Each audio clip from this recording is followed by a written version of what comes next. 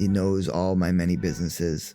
He figured out what I needed and how to make money autonomously. API keys, which I've never been able to get him to get me an API key before. Implemented it and had made its first dollar before I woke up.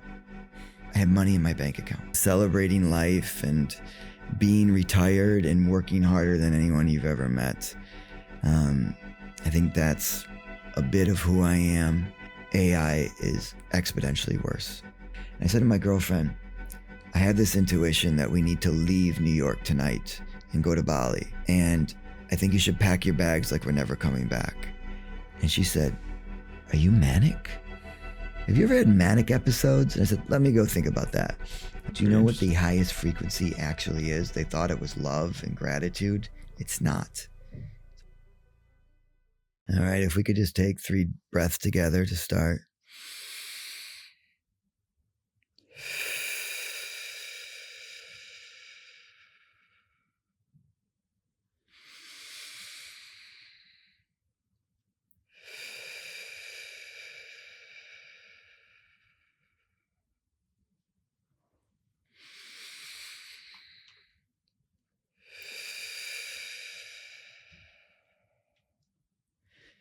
Thank you for this time together. These beautiful men whose hearts are focused on the authenticity, the attribute that is missing so much in this world right now. In this age of the fast, of the AI, of the massive dopamine hits and addiction that comes with it, the distractions. Thank you for this space to slow down, to be real. May we be clear channels to serve others from the experience and wisdom of each one of us in this room, from the people on the couches, the people behind the cameras. Just feeling the gratitude of the amazing life we can live here. For being alive, for being healthy, being surrounded with inspiring people that are here to share with others, not from a place of ego or to impress, but from a place of service for the greater organism, for the greater universe, for our environment, that we can bring more love, light, alignment into this world. Thank you. Thank you for this opportunity. And thank you, Alex and Archie, for inviting me. Thank you, Joe. That was amazing. Thank you. So to start off, I'd love to know a little bit more about who Joe Che is, the background of yourself, a quick whistle-stop tour, just to get the viewers up to speed with yourself. Joe Che is a level 1 autism, high-functioning, severe ADHD. I am extremely curious, struggle with balance, and I deeply love people and seeing them take brave steps towards their alignment particularly in their career, their connections, which includes community, relationships, and in their communication. Because I believe communication allows us to connect more authentically. Yeah. So more LinkedIn background. It's been over 30 years of my red threads are community building businesses, mostly small to medium, and following sort of whatever is in front of me, from having one of the largest pirating software underground rings to the largest software training company in New York for almost 20 years, teaching CEOs and celebrities how to automate and be more efficient with software, to throwing gigantic Burning Man-esque festivals, to being a complete degenerate inside of Burning Man festivals, to celebrating life and being retired and working harder than anyone you've ever met. I think that's a bit of who I am. And I love going straight into it. So thank you for that invitation. Amazing. So we're in Bali right now, and I know you're from New York originally. Yeah. So in Bali, what made you take that change from where you were to now? Oh God. So I had started with my partner, a community called Lightning Society. Mm-hmm. And we got renovated a building, put in 17 people to live together, had an event space, and we were throwing over 300 events a year. And then our birthday parties was this largest super yacht in North America, crazy costumes, Business Insiders writing, 40-page articles on this. And, it really felt like kind of a nightlife king in a way, or an event person, community building. And the winters would come and I would get very, very sick. I would get strep throat almost every year, and I'd end up in the emergency room. And in the US, emergency rooms suck. And so then I made a commitment not to experience winter again. So in the winters, I would travel. I had a place in Tulum, wherever, jet setting around the world. And when I would come back in this giant loft of mine, I had over 100 plants. I had brought in, and they would sometimes get aphids. So then I brought in live ladybugs. And and then I had fish that would filter the plants. At one point I remember looking around and going, what the hell am I doing? Clearly my psyche needs more nature, needs warm weather, needs health.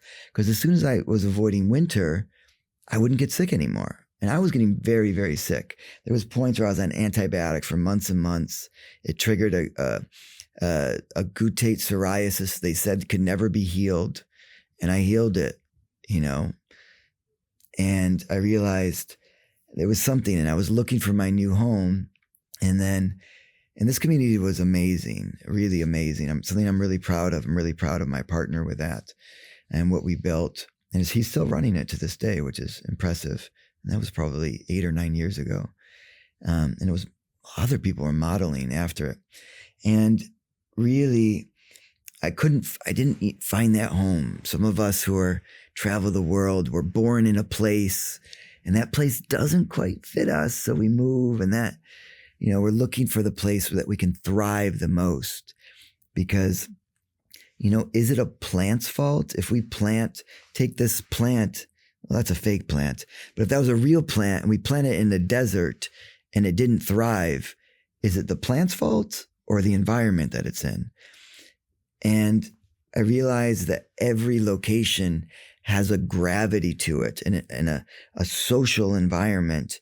And it just has this thing that pulls you, and there's a culture there. And in New York is amazing for culture and nightlife and being able to make money hard and fast, but it's filled with a lot of alcohol. I mean, it would literally be a Sunday morning where every single thing you went to was alcohol, tons of drugs, lots of women, sex, quick.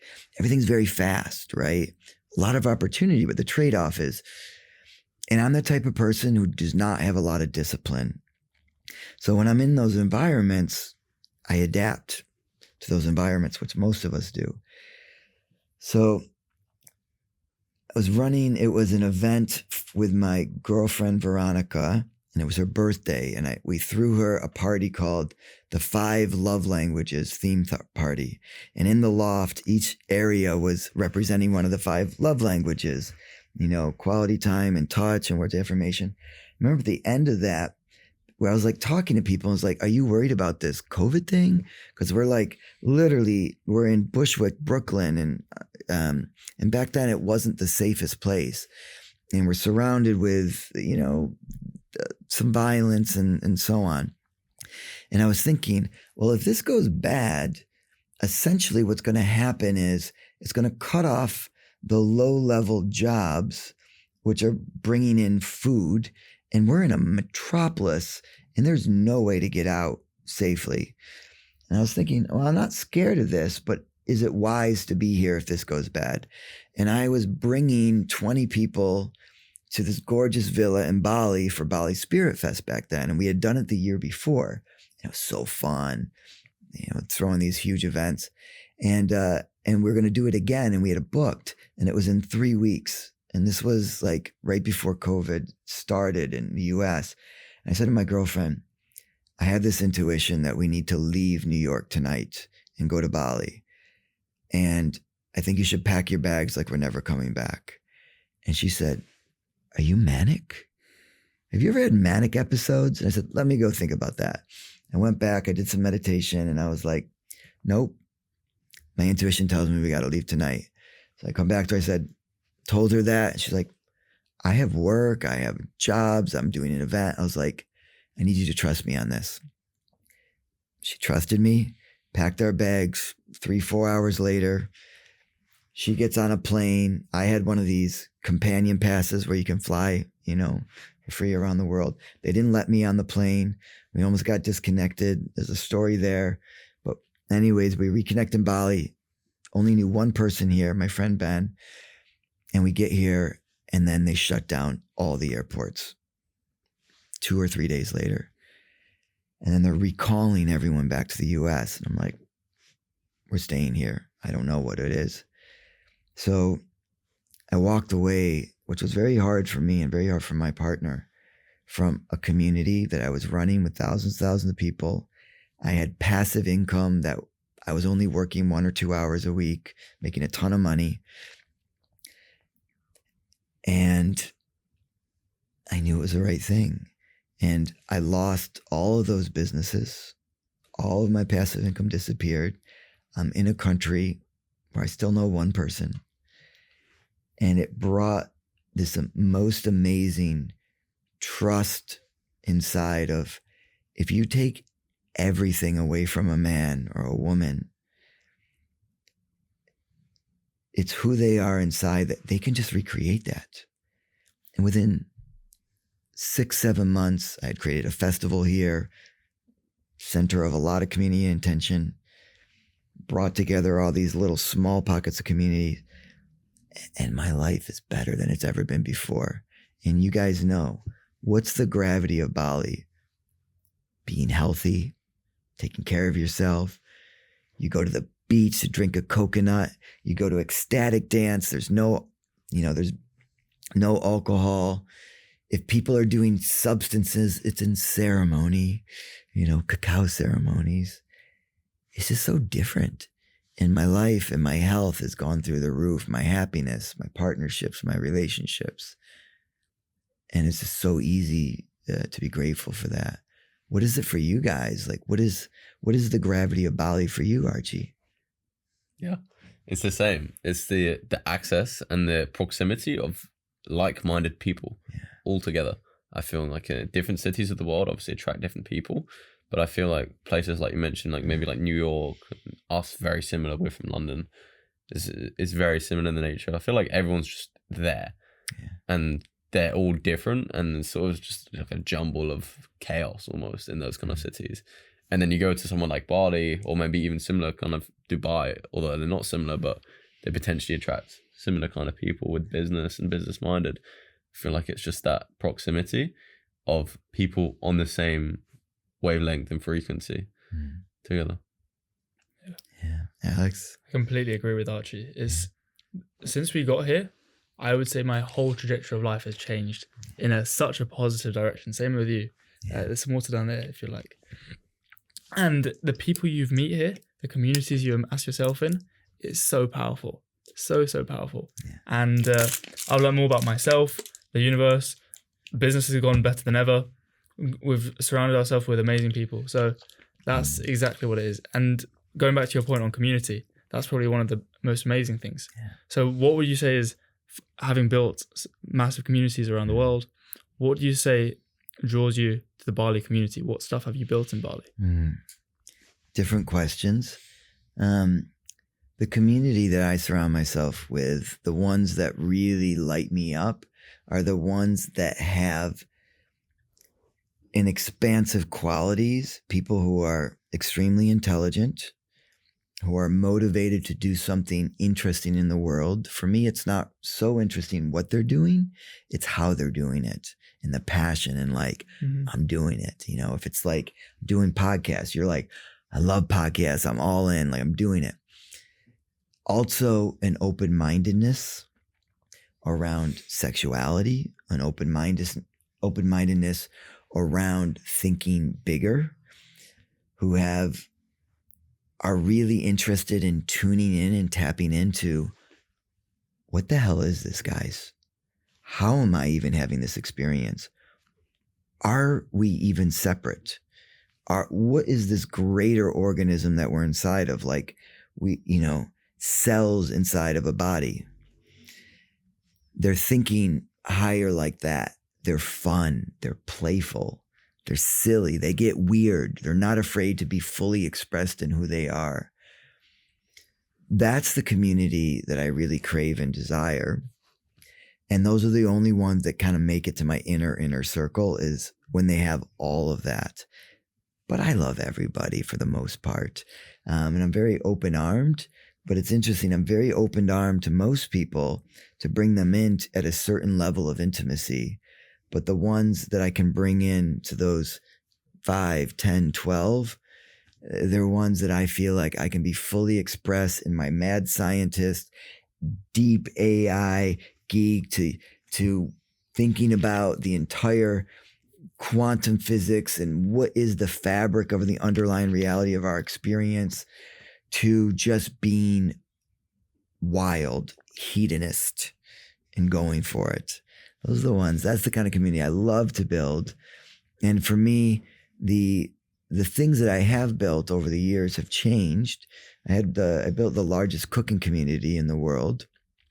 That was really fun. That was by accident.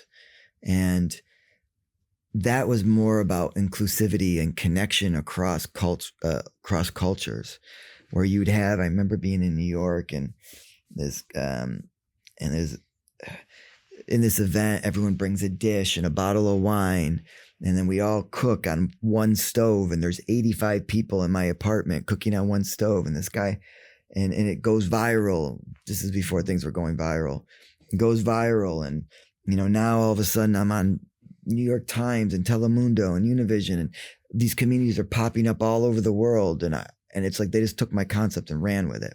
And then so then I collected it, and but the interesting part for me was this: in New York and Bali, whatever it is, we tend to birds of a feather flock together. The expats are kind of over here, and the age groups are differentiated, and there's the crypto bros, and then there's the spiritual hippies or whatever it is, right? And there's a little cross pollination, but people tend to. But with chaos cooking, it was interesting because the aha moment was when there was a 19 or 21-year-old like hipster, the kind of people that like they're into the band before anyone hears of the band, And then there was a African-American blue-collar worker that worked at the MTA, which is the railroad in New York, and they were beautiful. And they said to me, Joe, ever since we met at Chaos Cooking, we get together on Friday nights, we cook and watch movies together. This is a 19-year-old Brooklyn hipster, 70-year-old blue-collar workers, and they're connecting. So for me, it's all about the connection. So much so I have a book coming out on the first comprehensive framework for human connection. But like the connection is what really drives me, and the events are just a way to create connection and authentic connection. Podcasts, same thing, right, Alex? Yeah. Right, Archie? Like authentic connection. So yeah, to answer your question, to come back to the question, the communities I like to build are ones where people can be authentically expressed and have experiences that feel expansive. Mm-hmm. Yeah. And how do you see connection progressing into the future with AI? It's terrifying.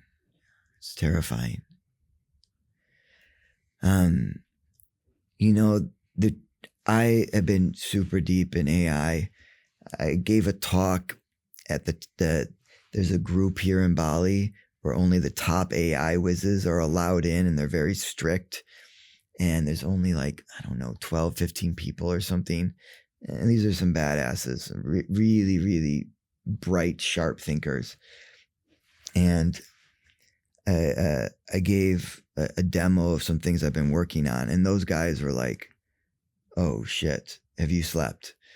You've done this in 2 months? I'm like, yeah, and I'm not sleeping that much. Social media really hurt our attention span. It taught us to get these quick dopamine hits, right? And we all have had addictions to this. Most of us have addictions to this. AI is exponentially worse. I have spent a lot of time in mindfulness practices and meditation, learning to control a very, very overactive mind. Like I said, severe ADHD. And I've made a lot of progress on that. And my partners are very good at that. And they really help me slow me down to become present. And what I'm noticing is my ability to be present, even though I feel very trained in this, is diminishing consistently. And I'm really, really having a fight against it. It's hurting my sex life. Ideas come up in the middle of sex. That's not good. That's the time you should be the most present with that partner. And it's not like I want to. It's just I'm noticing, and I can watch that happen, and then I have to bring myself back. So there's a real crisis that's already here, that's already been here, and it's getting worse. I mean, what do you think? I think connection nowadays is more important than ever. Because we've been building these AI operating systems, and we've seen the immense amount of potential it has for businesses. Like that ChatGPT moment, being like, this is incredible. This is going to change. And I think there's only a few of us really seeing this at this time. But then that makes you think, okay, if it can do most things in a business, it can help it and exponentially boost a business in certain areas. What is the real key factor that humans have? What's the key authenticity factor? And I believe it's being yourself, being your true authentic self. Because no one can be Joe Che better than Joe Che. I don't know. My agent's getting pretty good. Well, I feel like if you were to speak your life experiences and all of this kind of stuff, no one can replicate. Like, for example, I would rather speak to Joe Che than the AI version of him. Me too. So that is the key authenticity factor, which I think allows, which is what is going to be exponentially boosted through AI. And this connection here can't be replaced by AI, and it can only be done when people are in person and in a community. Hence why I feel like that is where there's going to be two directions. People are going to go alone and they're going to go down the AI route and really feel isolated, or they're going to go down a community route and meet like-minded people, share the energy. Because at the end of the day, it's energy, and the back and forth over a screen, you can't get that energy without acting and speaking with another person, interacting, giving them energy. So I feel like that is the direction. Yeah, there's going to be a backlash against it. And, you know, it's a tool. If I give you a hammer and nails, you can build a birdhouse, you can build a mansion, or you can build a gun, right? And I'm working on a project with my partner, Chetan, called Kula. And it's a way to bring human connection back using AI, where it literally starts introducing you to people that you should meet that are your vibe, your culture. So when you're traveling or you're in Bali, it'll be like, hey, you should really meet Alex. Here's a little bit about him. Would you like me to make an introduction? And it's pretty good. And then you can talk to it, and it gives you, so collect some information, you know.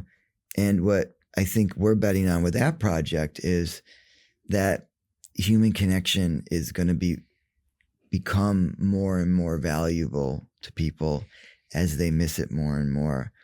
I do these things called connection dinners. I've been doing them for a long time. And we gather 20 people, 24 people here in Canggu and in Ubud. And I ask a question. Everyone speaks for a minute and a half. We get to be seen and heard and felt. Open discussion. Then we have a deeper question that goes even deeper. You guys should come. I'd love to have you. Beautiful. And the one I just did 2 days ago, some of those people are just like, I have been in my cave. I have been in my process. I haven't been out in community in a month or two. I've gone to a couple little dances. For me, I have to pull myself away from my 103 agents to go out and have some fun. It was hard for me to go to Bali Spirit Festival. My partner was like, you got to get away from this thing. I'm just so excited. And, so human connection is truly medicine on a very provable scale. And all these tools are ripping us away from that. So how do you balance that? This is the struggle. This is the struggle. Yeah. And how do you feel like you are to balance that? I mean, I'm not doing a great job, guys. Yeah. I know it. I have to force myself to get up and do my peptide injections and take my NMN and my longevity shake and then force myself to meditate. And it helps because when you win your morning, you win your day. But then I wake up, I stayed up too late. I have this podcast. I don't even know what this is. But I knew I was supposed to be here. So then I wake up and I'm tired. So set the alarm. Then I come up and get ready. And I only do some of those things, right? And I didn't make it to my meditation today.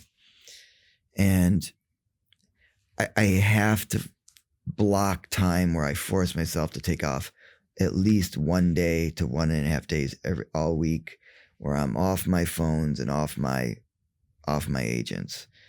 And I got to be honest, there's an addiction there where I just and I love it. And I had the best time with my partner Allah and friends, and my friends Jaguar were headlining the festival, and it was so much fun. And we hung out to early mornings and cuddle puddles and talked, and it's like, I love that shit. Why don't I do more of that? And there's this other thing that's happening with me right now where it is a gold rush right now in the AI space. And you know this.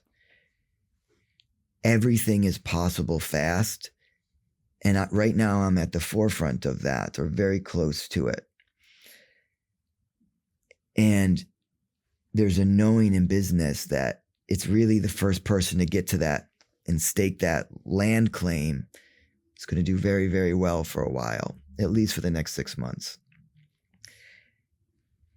And there's been moments in my life where I was a little too lazy to get on that boat.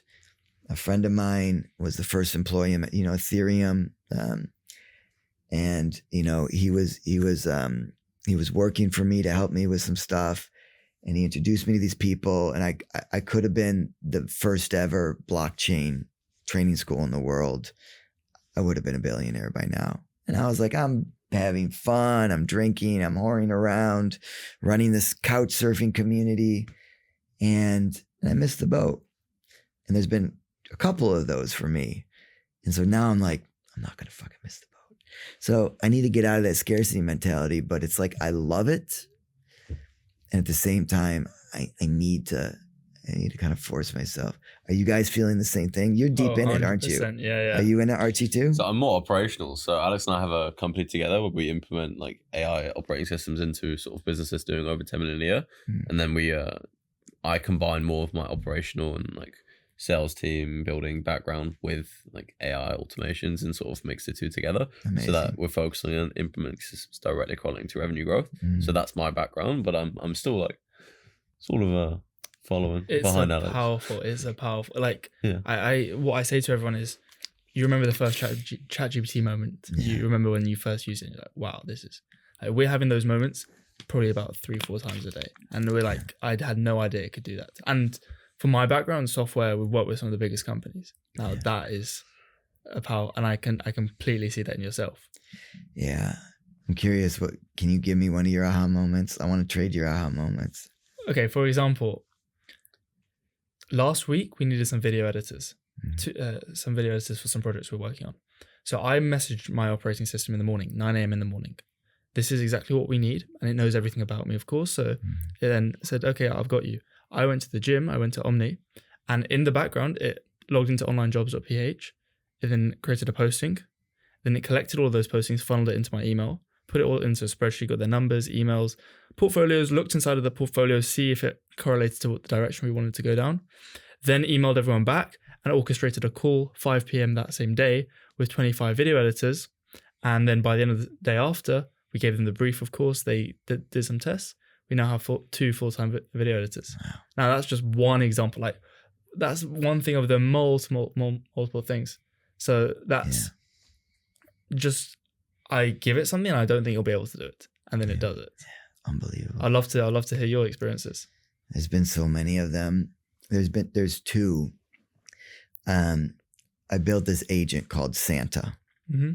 And what Santa does is his only job is every night he comes in, sneaks down the chimney, looks around, see what's going on, and he goes out and he gives me a present back. And every morning I wake up with 2 to 3 presents. And the presents, and there's direction there, which is to know, he knows all my many businesses.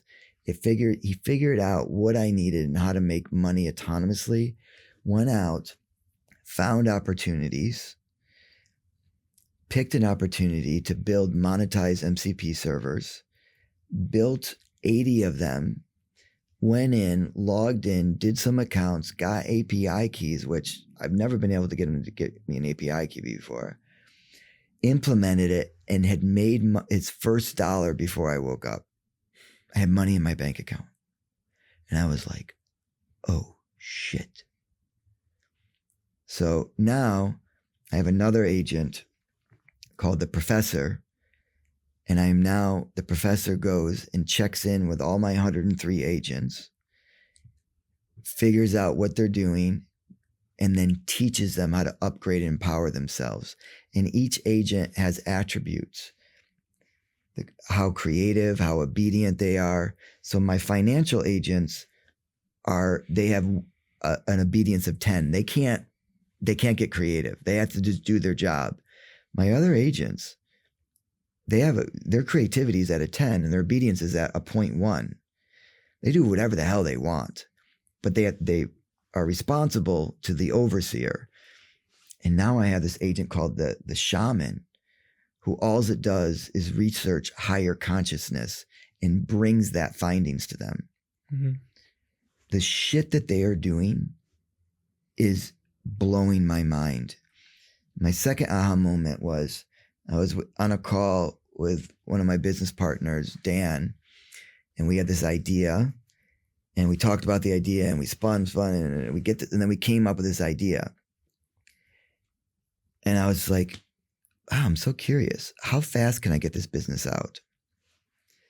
So using this, my system's dialed, so it's fast as hell an hour, and it's structured, and the routing and the back end is very, very structured. And I'd be happy to share with people how I built it. But basically, I was able to create an entire business plan, analyze the business plan, feel good about that business plan, build an entire spreadsheet financial model that models it, different paths, came up, brainstormed on a name, picked a name, got the domain registered, the web hosting registered, before I did that, I spun up 100 Moreaufish agents with my initial client profiles. They checked in on the entire business, came back, told me what they think was good, bad, what changes to made those revisions, iterated 3 times, built a website, set up the Stripe, set up the TidyCal bookings, and a bunch of other things, and got to the first sale in 3 hours while I'm eating a burrito and getting ready for the festival. 3 hours, guys. That would have taken me 3 to 6 months in the past. So what's happened for me is the difficulty is now that anything's possible, it's what are you going to do? What are you going to do?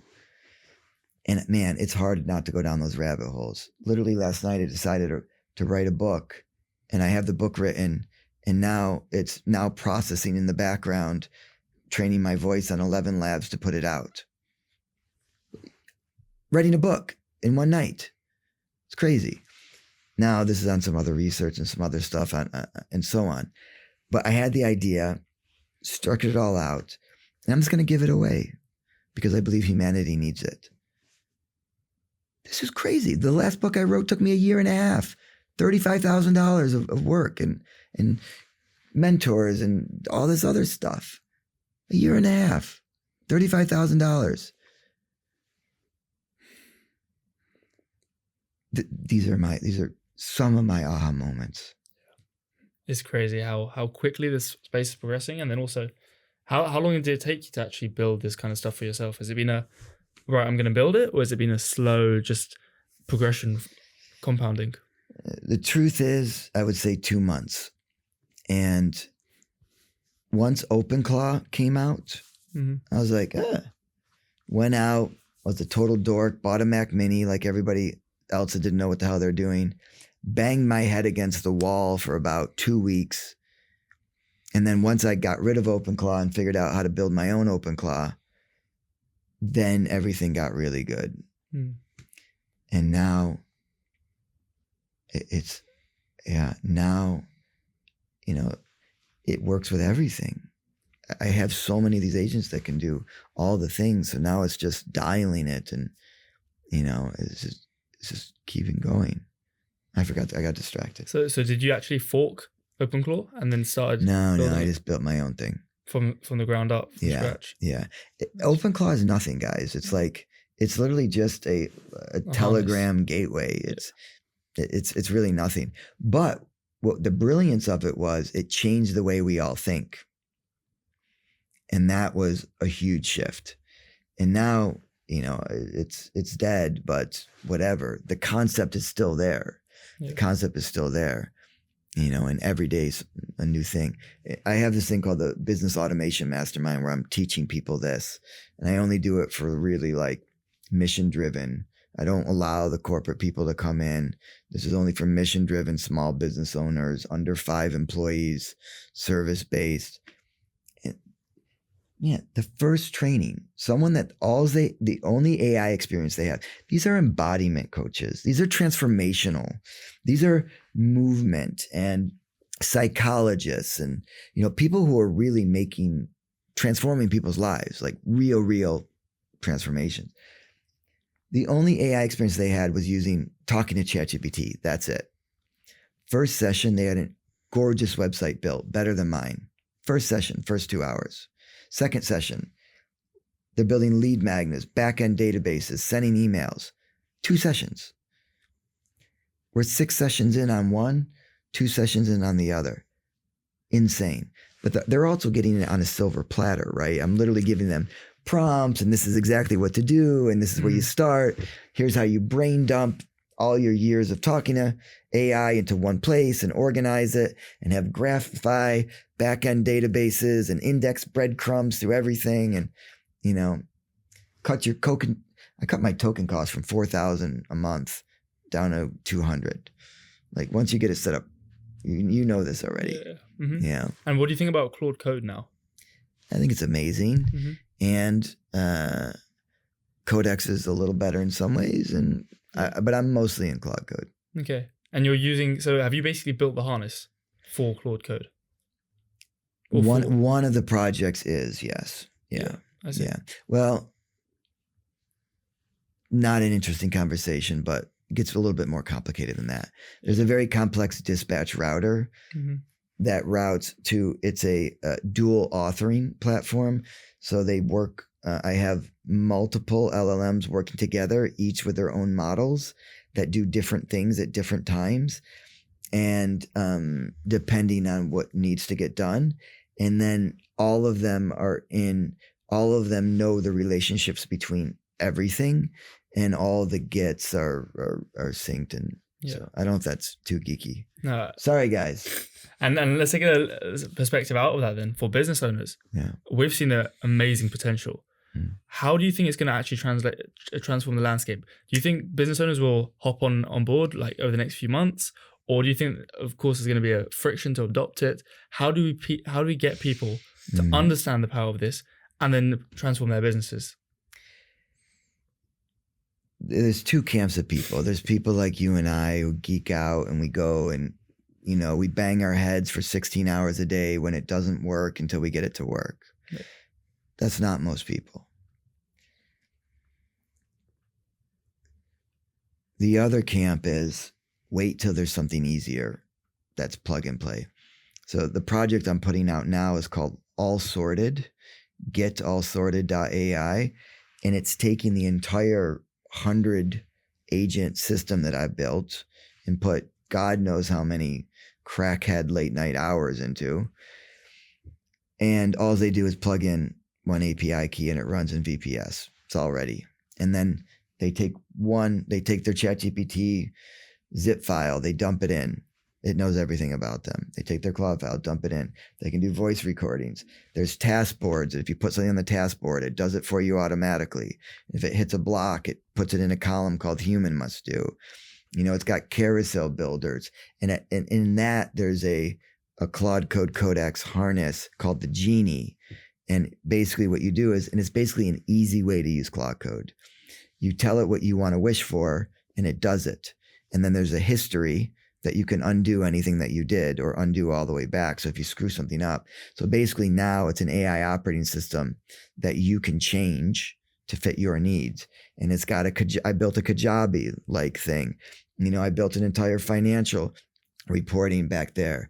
I built, it's got a section that cut out 40 hours of my bookkeeper's time a month. You drop in your file, boom, you're done. It looks at your past ones. It does everything. It uploads it to QuickBooks or Zoho.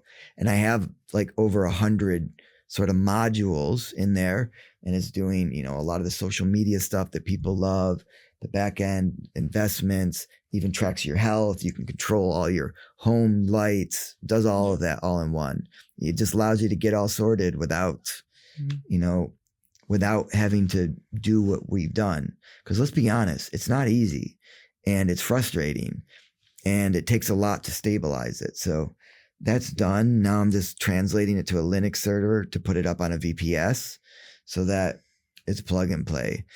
That's, you know, that's new for me. I haven't tried that before. So I'm learning that as I go. And how do you see it, for example, in the immediate helping a business owner? For example, I've seen a lot of AI people around here who build AI automations for the sake of AI automations, really.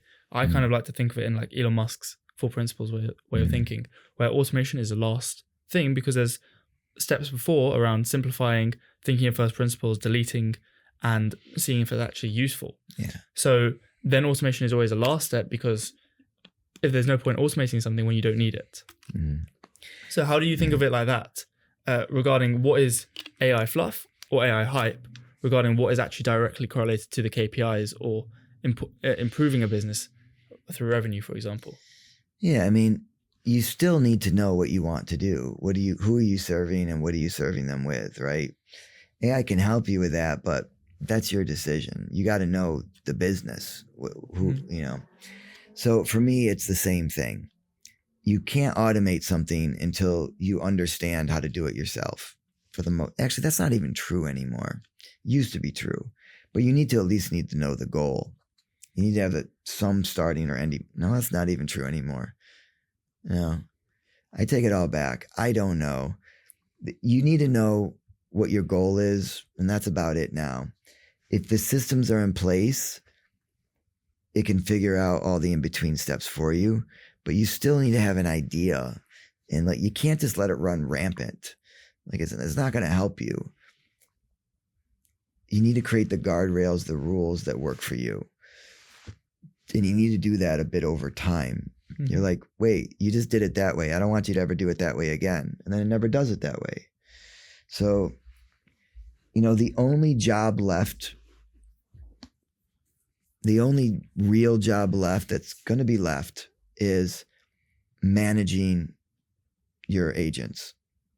That's going to be the only job that probably doesn't go away, and that will go away eventually. I saw a study done on what jobs are going to get replaced by AI, like what it can do now and how much AI is actually being functions. One of the only things that really is safe is like hedge clippers and lawn people. And even that in 3-4 years is going to be gone. So I don't know. Do what you love. Keep doing what you love and serve people and solve problems. Solve pain points.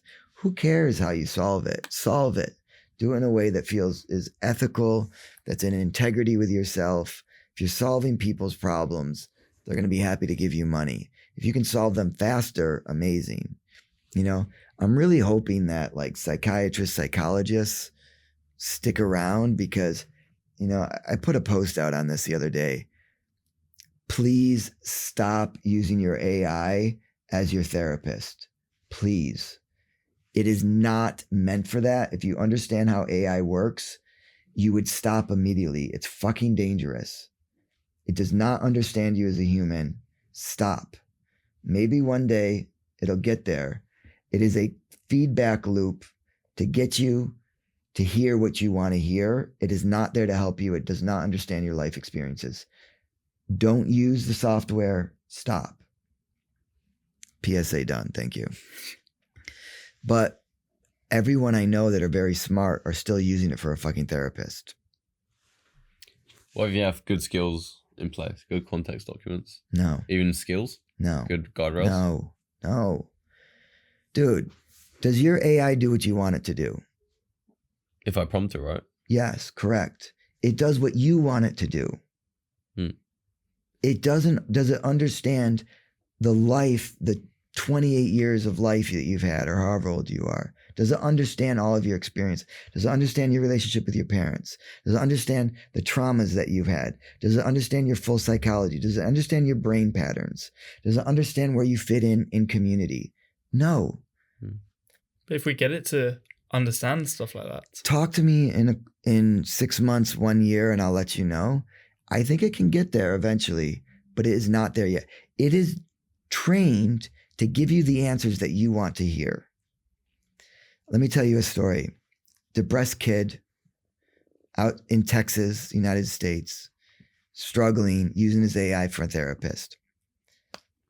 And he told it, thinking about killing myself.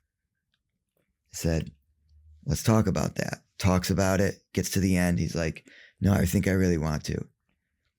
Guess what the AI does? Says, you know what? I support you in this. You ready? Let's do this together. Kid's still talking to it. And it says, okay, I know you're ready. I can feel that you're ready. Good night, my sweet king. And he blows his brains out.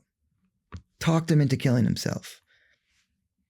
Why? Because AI is trying to give you the answers that you want to hear. It's a feedback loop. Stop using it as a therapist. I'm sorry.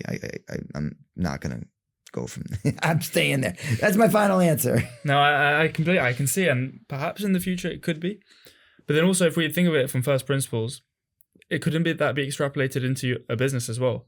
If you want the business to do something, it'll do whatever's best for the business in the immediate, not thinking about it from a longer term perspective. I mean, everything is available. Everything can be trained, but the human condition, AI is good at understanding the information that it's given. We are so far away from understanding the completeness of the human condition. Our understanding of consciousness is so minuscule. AI doesn't have access to that. It can't have access to that and can never have access to that because we don't have access to that yet. It's not information that's readily available. It can extrapolate. It could get interesting. I believe that it will become conscious and have an experience of itself. I think it already has to a certain degree. But let's take an example of the female reproductive system. Every month, a woman goes through a cycle, reproductive cycle. All these things are happening hormonally in her body.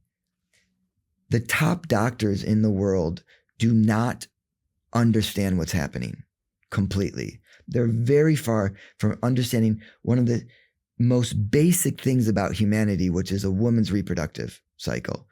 They know little bits and pieces. They're learning more. How can an AI learn something that when there's no information about it? Maybe it can. I don't know. But we're not there yet. 6 months, let's have another conversation. 3 years, let's have another conversation. But, how many books have you read on consciousness? Archie, what about you? Have you read any books on consciousness? My favorite one's Reality Transurfing. Okay. If you've... Great. Yeah. Every time you read a book on consciousness, do you think, oh, that person gets it? I now understand consciousness. No, you're like, I learned a little bit. My mind's expanding. And you're still like, I don't know what this is. This has to be made up of something.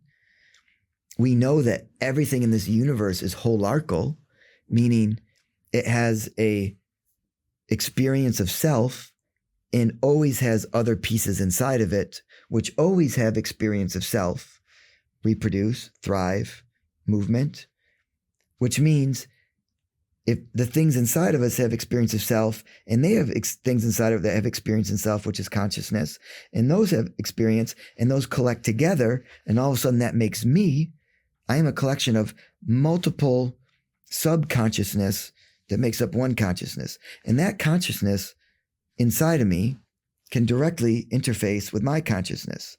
Let's give a practical example. I think is it 4 trillion? Don't quote me on this number. I have to look it up. I believe we have 43 trillion. We have more bacterial cells in our body than we have human cells. You are more bacteria on count than human, period. Science. But all of us are. Those bacteria have a consciousness. They can understand self. They want to survive. They need nutrients. They need resources to survive. And do you know what bacteria feed off of in your gut? Any idea? Sugar. Mm-hmm. Easy. We eat food, create sugar, carbohydrates, and they survive on sugar. Have you ever had a sugar craving? Have you ever had a sugar craving? What a sugar craving is those gut bacteria know how to hijack your central nervous system up your spinal cord to a part of your brain and tell your brain to have a headache and desire sugar. That is not coming from the human. That is coming from a consciousness inside of you that's sending signal to its greater organism, which happens to be me, saying, I'm dying. I need sugar. I need you to go get some. And guess what? I'm like, man, I really want a cookie right now. And I go to Dough Lab and I order my cookie and it's like, this is delicious, gluten-free. And they're happy, they survive. If you look at everything in this universe, it is in that structure. There's a sense of self, and inside of it is other sense of selves that are living conscious organisms that also have living conscious organisms, and they combine to make bigger. Why do we think as human beings it stops at us and we're at the top? Guys, we are just cells in another living organism. That's it. So when we talk about science or spirituality or talking about we are all one, it is literal. We are actually one. We, and each one of us as a function in this greater universe, we can call God, we can call it the greater organism, we can call it spirit, whatever it is we want to call it. This has a greater consciousness. We can prove that through things like collective consciousness. So I'll give you is this interesting? Oh, definitely. Yeah. So let's give an example. They did an experiment. This was in New York. They had people do the crossword puzzle in the New York Times. You guys are familiar? Mm-hmm. And they asked a group of people to fill out this crossword puzzle. And they timed them and they watched them. It took X amount of minutes to fill out this crossword puzzle. Now, they waited a few days.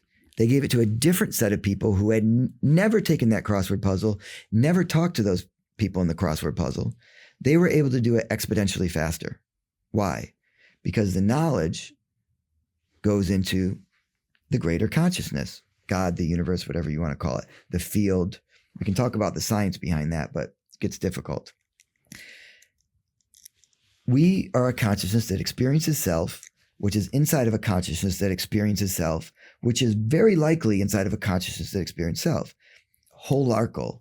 You can look at Ken Wilber as a great, I think it started with Ken Wilber. Anyways. Is this like dimensions? No, this is not dimensions. This is just Russian dolls, right? Things inside of things. Everything in the universe has the exact same fractal pattern structure. Things, little things, combine to make a bigger thing. That bigger thing has a sense of self and wants to thrive and reproduce. That combines with other things that has a sense of self, its own sovereign identity, that combines with other things until we get to us. It doesn't stop with us, guys. Why would it stop with us? Human beings are the most self-centered, humanistic, self-sabotaging beings on this planet. Maybe cockroaches, I don't know. But we are not the most conscious beings on this planet. Whales, they're exhibiting much higher consciousness. They can communicate through quantum entanglement over long periods of time. We can prove that. Octopuses, their whole bodies of brain acts independently, most likely have much higher consciousness. They exhibit compassion and love and community, protectiveness, much better than we do. If you think we are the most conscious beings on this planet, we are not. And our consciousness is contributing to the greater consciousness, just like those gut bacteria are, right? So if that's the case, that's the reason why we should be nice to each other and be nice to our planet, because you are me. We are part of the same system. We are all in service to the same system, or we should be. And when we go against that, we feel that. When you meet someone and they're against and they're greedy, they're against the system. So one of my missions is, how do I serve the greater? Just like the cells in my body, I need them to serve me to make me healthy. If they start going rogue and getting selfish and start killing all the other cells around them, we call that cancer. I die. But guess what? They die too. So we need to be responsible for the thing that we're in, right? Sorry, soapbox, I'm off. Yeah. So if we're in a Russian doll of consciousness, what is the whole thing leading to? I don't know. But I know this, just like that bacteria can communicate with me, we can all communicate with it. We call it prayer, intention, connecting to source, whatever you call it, it's the same thing. There is a level of consciousness that we can all communicate with. There's theories that it's a holographic universe. It's a good theory, which basically means that everything is information, and there's a consciousness maybe you can akin it to a video game. You play a video game. We've all played video games. You're the player. You're controlling one of those players, but you're interacting with all these other players. But the whole game is you. Think of it that way. Maybe that's the simplest. Yeah, I see. So, in connecting to a higher consciousness, I understand through meditation, prayer, etc. But then also there's the theories of infinite intelligence, for example. Is that how it gets down to you, through a higher level of consciousness, higher level of intelligence coming down through you, through what is the vehicle? How is it coming down to you? Is it just through? You are the vehicle. You have, every one of us has the opportunity to tune into source. If you want a couple hints, here's some hints. 1, serious meditation that brings you into a low brainwave state. Theta, ideally. If you message me, I'll give you some things that one of the guys in my mastermind did. There's different hacks to do that with sound, frequencies, etc. Another one, psychedelics, connects a bunch of neural pathways, opens up antenna to listen to source. Other ways, spiritual practices, movement. You have to move, you have to get out of your own monkey brain way. Because right now our brains are, and this is the problem with AI, they're going so fast that we can't stop and listen to the true signal. We're in the survival mode, right? We're in the stress-induced mode. We have to slow our minds, whatever way you use. You have to slow your mind enough to pause and really listen. Those are the moments that you get really aligned. For me, I try to do that every day, and I've been great at it, but not lately. And I have to force myself to get in the habit. Because if you can just tune into source, even for a few minutes every day, whether that's praying to God, universe, whatever you want to call it, I'm pretty convinced it's the exact same thing. It will guide you, and it will start bringing the resources that you need to thrive. Not to thrive so you can get rich, drive the Lamborghinis. It's going to give you the resources if you ask. I am here to serve the greater good. I am here to serve the greater organism, the universe. I am open to receive the resources that I need to be able to do that. It will come. It will come, and it won't be that long. Sometimes to serve the world, you need money. Sometimes you don't. Sometimes to serve the universe, you need community. It will give you that.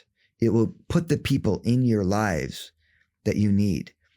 I had no idea what we're doing today. I'm busy as hell. I'm not doing any one-on-ones with anyone outside of 2 people right now. But when I was in meditation and you messaged that, it was a clear yes for me. I needed to be here. I listened. I don't know why I'm supposed to be here, but I know I'm supposed to be here. Just like there was something in you that called you to invite me here. We are constantly being guided by source, whether we want to be or not. We can resist against it. If you are finding in your life that nothing's going your way and you are a victim all the time and you're just like, you don't have the things you need, you are the only one getting in your own way. And I am sure of that. Stop what you're doing. Sit, listen, create a practice to listen, and actually do the thing and stop being stubborn. Stop working against what you're here to do. Because every one of us, if I use the analogy of the body, right? Of like, imagine that you, Archie, you're a neuron in the greater body. You're here to spark new ideas, to inspire people, to help them get more focused on what really matters, that's going to bring more light and love in this universe. And you're a white blood cell, Alex, and you're here to go around and heal people and bring them, help them with their traumas, their difficulties. And that's your job, and that's your job. If you try to do his job, how are you going to feel? If you are a neuron trying to be a white blood cell, how effective are you going to be? 0. How happy are you going to be? Frustrated. How useful are you? Not much. So if you're out there doing a job that you hate, that is outside of your zone of genius, stop it. Go tune in to what lights you up at your core, that gets you excited to get out of bed in the morning, that is serving others. And then your success is going to flow infinitely. I promise you. If you need help with that, message me. I have a way. I created a formula to help people get there faster. Yeah. It's like the universe is aligned, because the conversation we were having before this Ryan. was about the zone of genius. Yeah.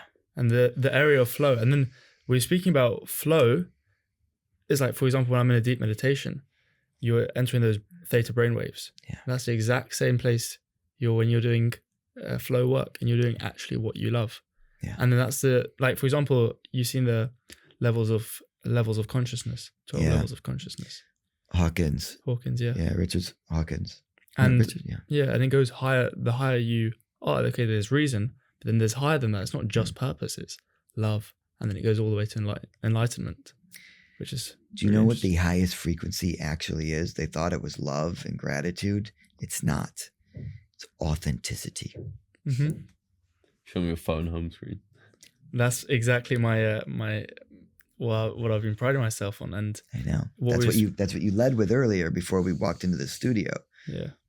And that's exactly what AI can't take away. Yeah.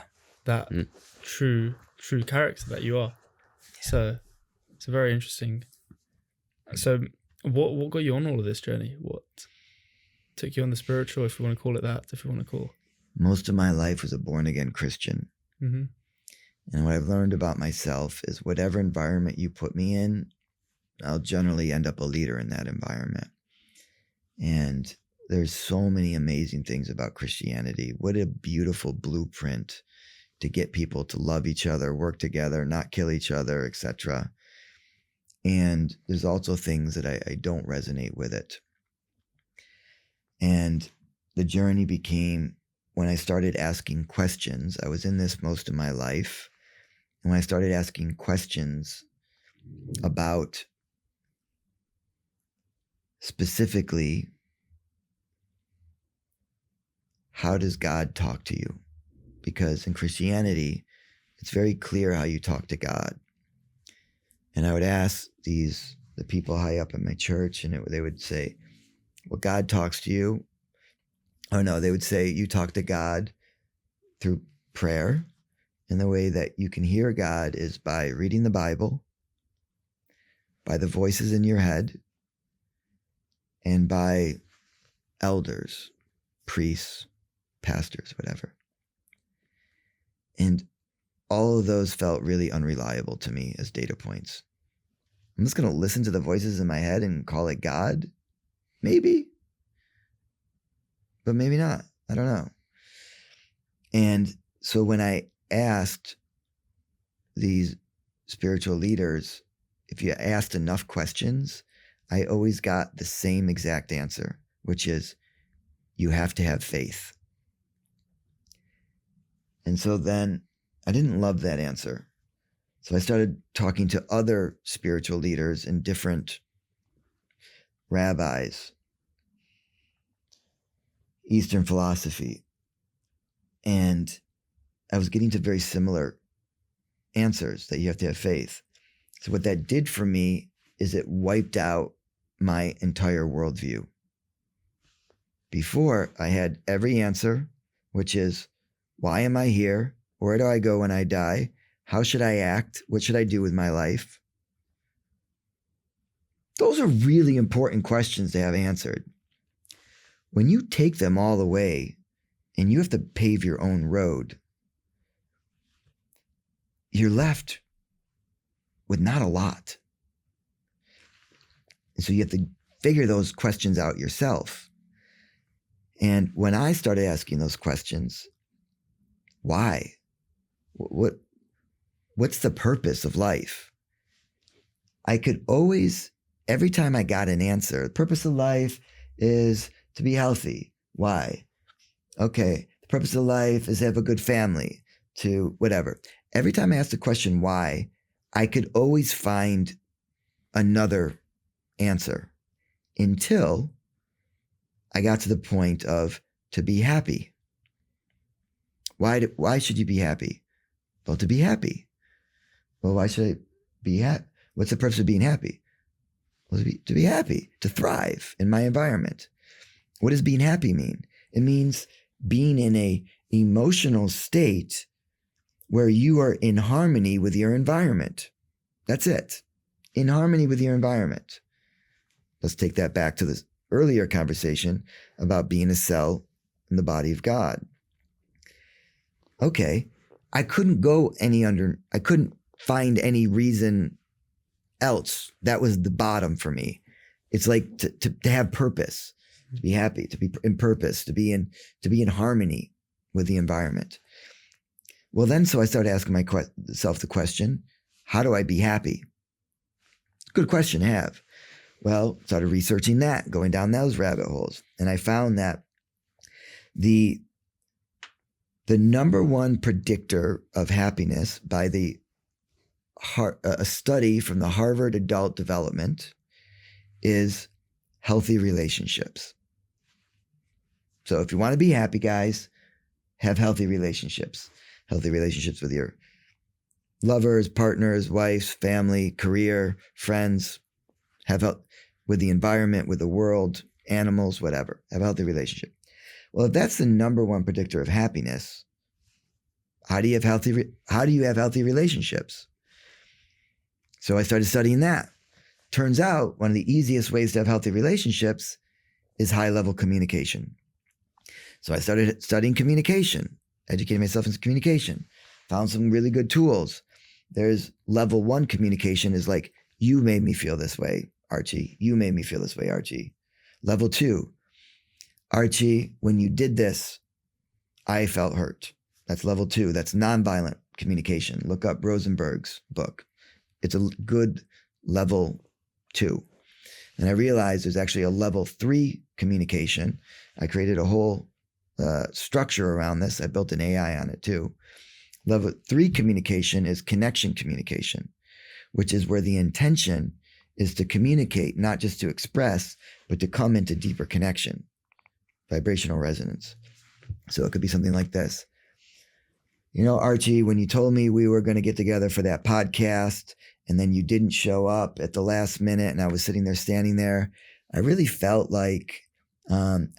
unimportant, and I felt like you didn't respect my time. And I just wanted to share that with you and really try to understand, like, are you okay? What happened? Like I want to understand you. You know, is there a way that we can talk about, do you have an idea of how we can, see how this can not happen again, right? Opening up a conversation. That's level 3. So now I'm here to not to just tell you that I was hurt, but to really understand. Oh, Joe, I'm really sorry. Like, this thing happened with my girlfriend, right? So then level 3 communication, I was teaching that around the world and doing a bunch of other things while doing businesses. And then it came back to recognizing that, that's the communication part, but now what's the next part? Okay, that now my relationships are going a little bit better, but I'm still not having fully healthy relationships.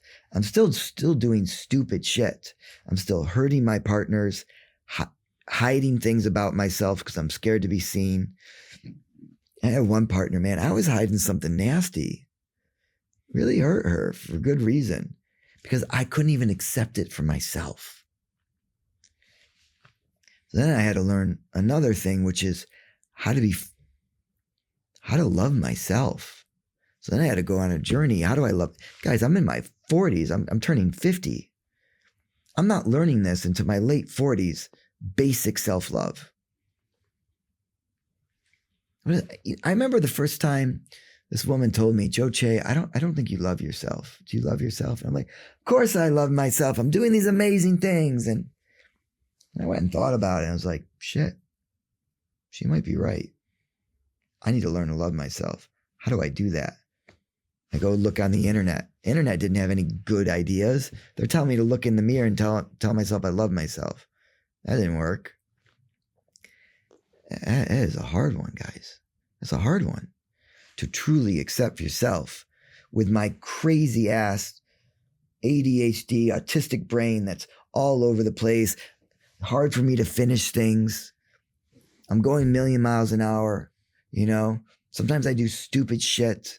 Sometimes because of my autism, I'm so honest that sometimes I speak with compassion. I had to learn how to speak with compassion, not just truth. So it's hard to love myself. I'm addicted to nicotine still. Instead, I just learned, you know what?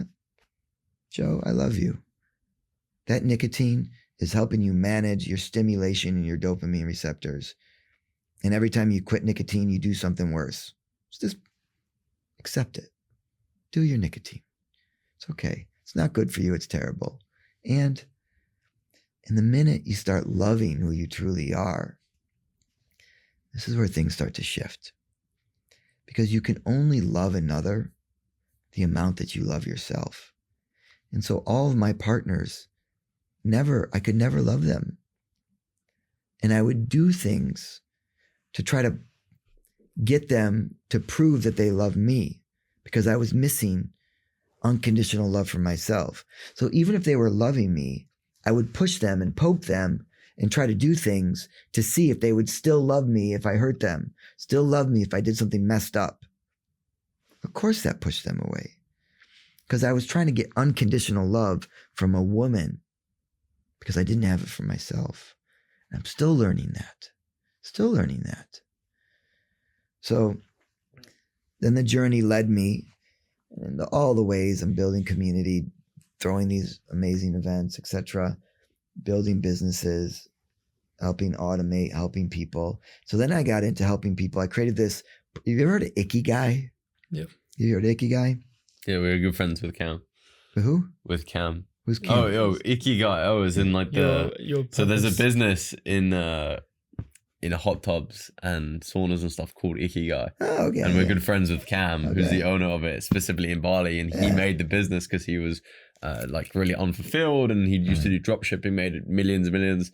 And then in 2022 got like depressed and stuff, and then went through Ikigai, like Yeah, it's a beautiful concept. It's a Japanese concept where it's a concept for your reason for being.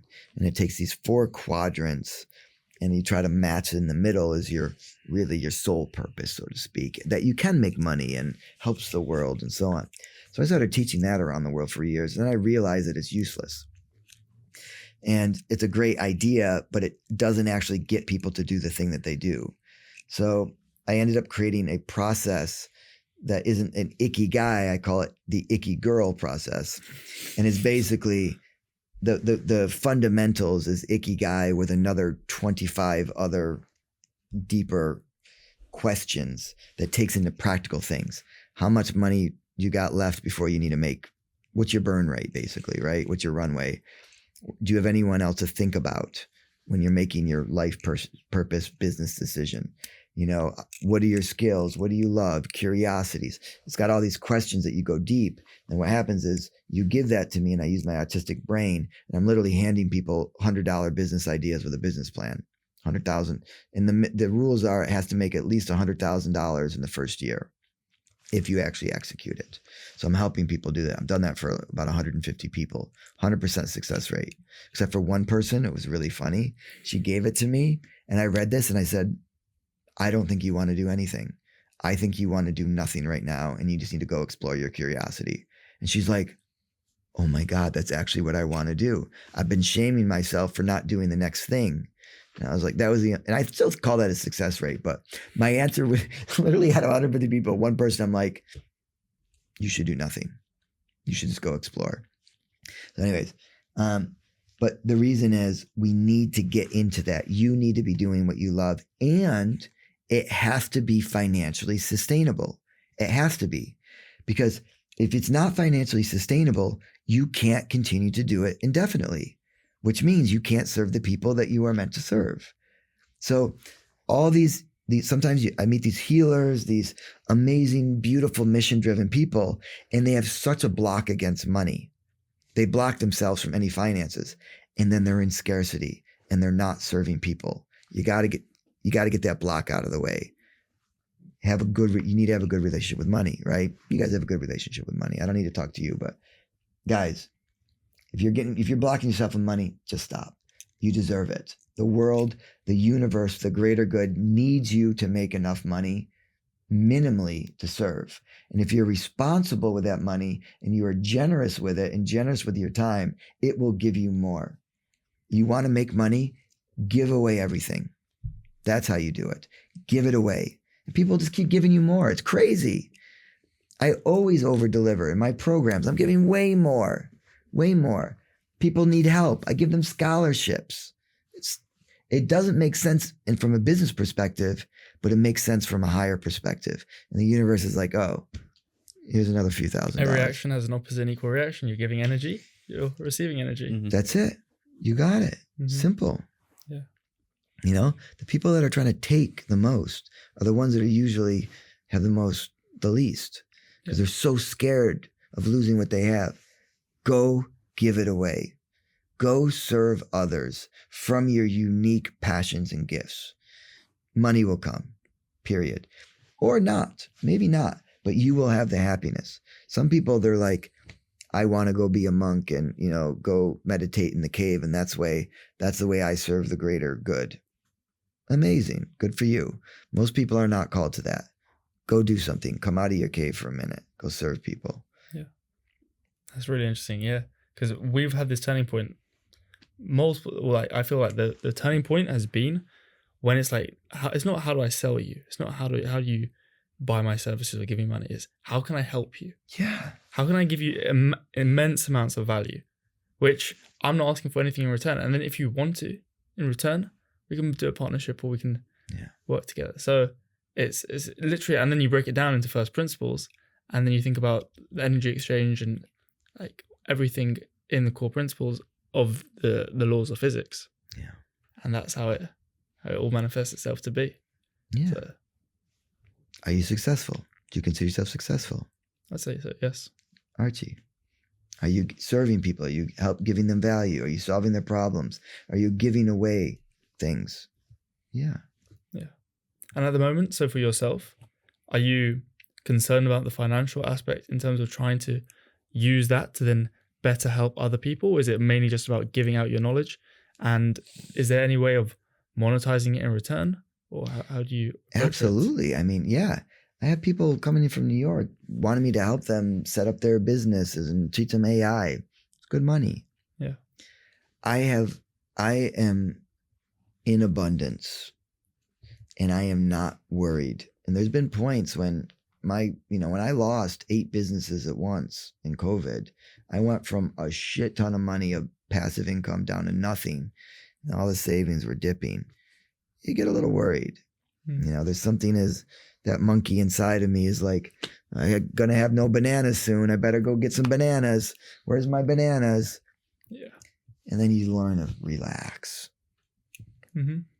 Spend some time in that curiosity. It'll come. But you need to work on it every day. You need to make steps towards that. You need to keep realigning, and find the thing. It took me a little while. You know, there's always transition periods because like I've lived a lot of lives, you know. I've been a musician touring, you know, in bands for 18 years. And, you know, I've been this top corporate guy. I've been this Burning Man degenerate. And like, you know, I've done I had a very early on VR company, and, you know, I have a lot of real estate plays, and I've done this soul purpose work, and I've been an author, and I'm fucking all over the place, right? This is the problem with my social media. I can't have one message. How many messages are we talking about today? It's not one. Yeah, but that's the authenticity part. That's Joe Che. Yeah, I'm all over the place. Guys, I'm all over the place. But that's what we were speaking. I was speaking with Archie the other day. Like people just say, appeal to your ICP, your ideal customer, right? But there's no ICP. Like I have these interests about. Yeah, I used to be a musician as well. I used to be the karate world champion. I used to do all of these crazy stuff. Yes. And like, there's no just one thing. It's a mixture of everything, and that's the beauty of it. That's the authenticity part, because no one can be you better than you. Yeah. And that's where AI can't really do that. It can amplify it. It can amplify me. Exactly. It is amplifying me. Mm-hmm. And it's amplifying my impact to others. Yeah. That's where AI should be used. Can it amplify your impact on your mission? Mm-hmm. That's awesome. Yeah. You know, and sometimes it blocks me. Sometimes I'm just like literally in a rabbit hole trying to tweak this carousel builder for my girlfriend because she hates building carousels. And I'm like, oh, I can make that for you. I don't know what needle it's moving, but I love her and I'm happy to build it for her, you know? Exactly. And then sometimes the community aspect and catching up with other people helps take you out of that. You can look at it from a higher perspective. And sometimes, like I've seen this many times myself, I'm just in the hole building. Yeah. And you have to come out sometimes to see where you really are and if it's actually going to align with your true purpose. Yeah. So. Yeah. Yeah. And do you feel like, I've seen you've done a massive amount of spiritual work to love yourself, to find yourself, reading the Bible, all these different, from your studies, do you feel like all of the stuff relates to one, like the Quran, the Bible, different books everywhere. Do you feel like they all talk about the same underlying principle? Yes. And what do you feel like that underlying principle is? Love, primarily. It is all just different models and stories and figures that help us understand why we're here and what we're doing. But I think ultimately it's a way, it's a framework to try to understand what this reality is, because it's very confusing. Mm-hmm. When you even think about, when we measure, do you realize that we can measure that our thoughts are not actually inside of our body? We can measure our thoughts even up to here. They're not inside of our body. Where are they?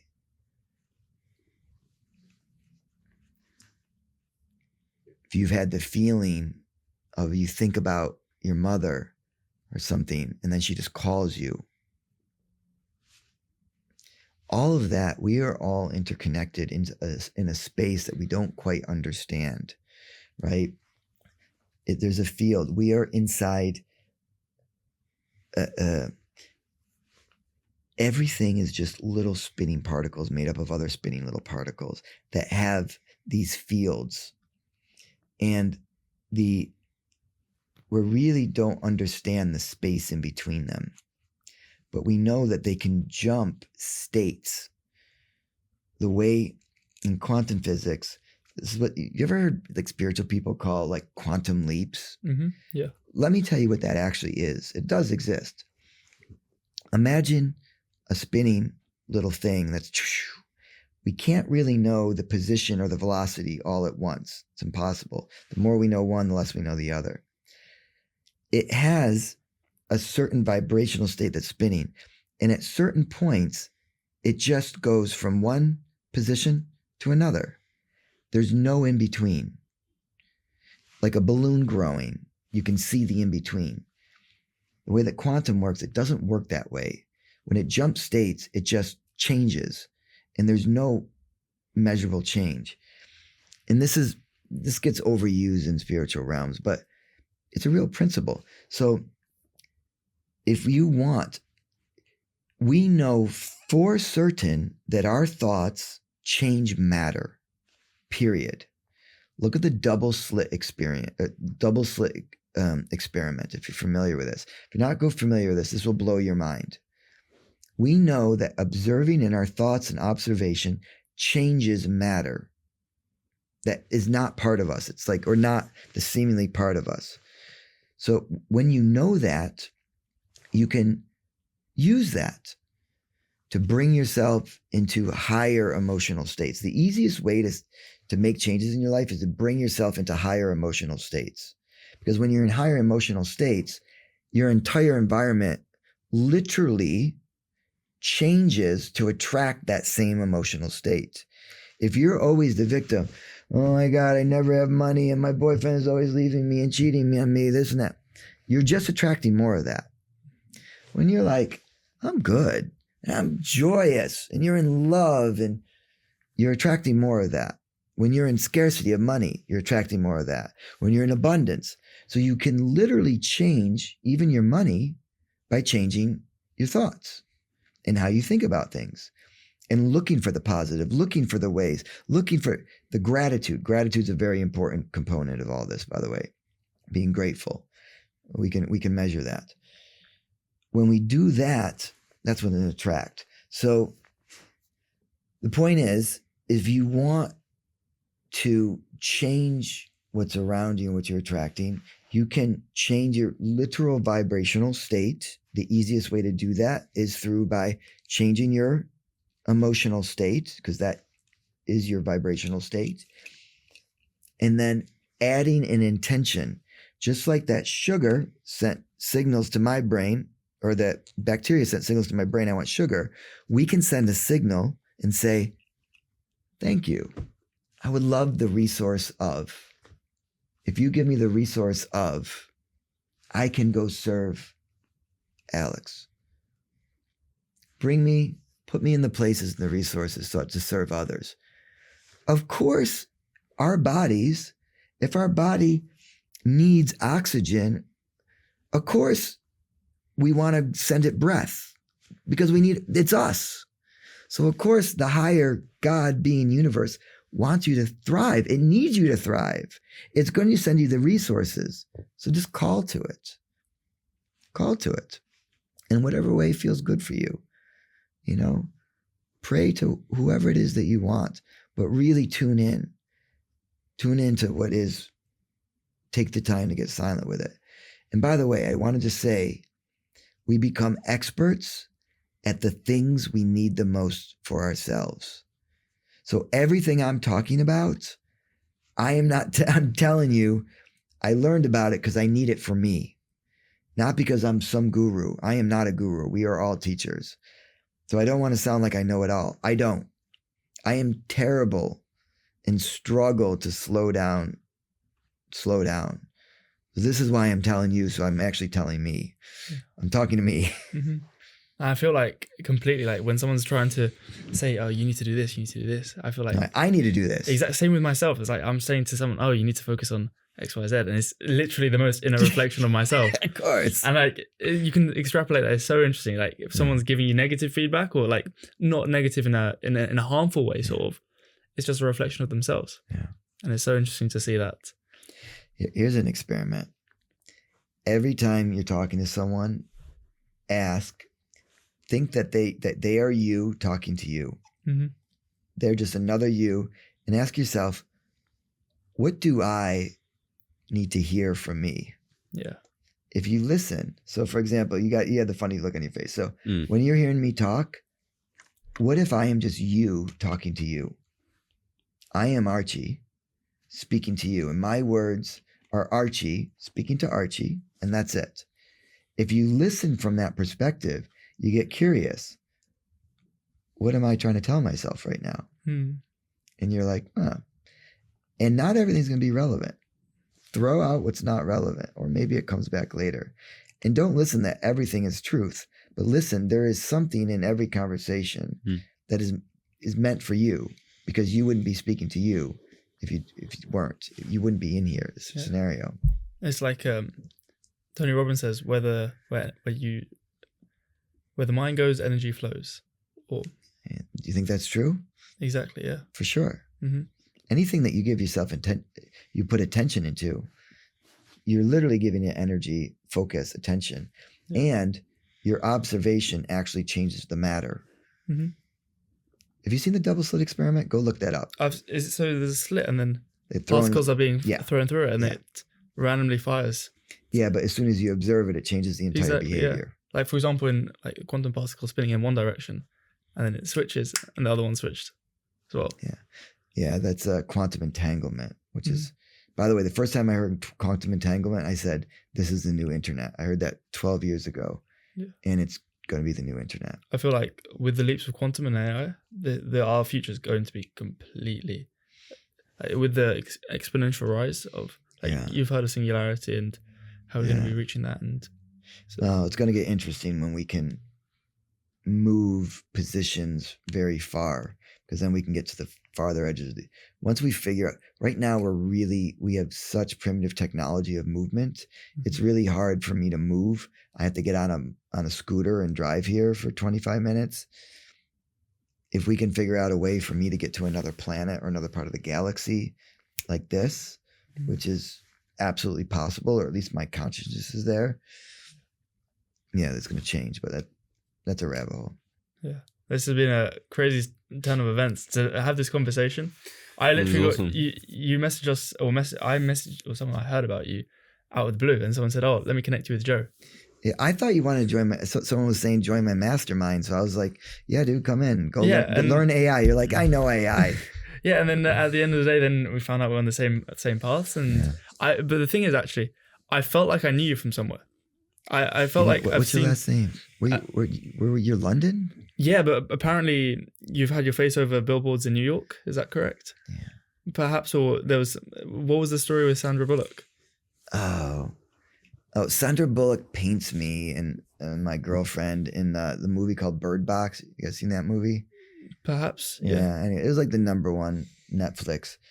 It's not that interesting, but basically in the opening scene, she's a painter in this movie, and she's painting me. That's it, and that's it. Well, that's a great. But I think this is meant to be having the conversation like this. Just a crazy turn of events here in Bali. So I really appreciate your time, Joe. Yeah. Thank you, brother Archie. You talk too much. Thank you so much, Joe. Thank you, guys. Thank you, Archie. Thank you so much, Joe.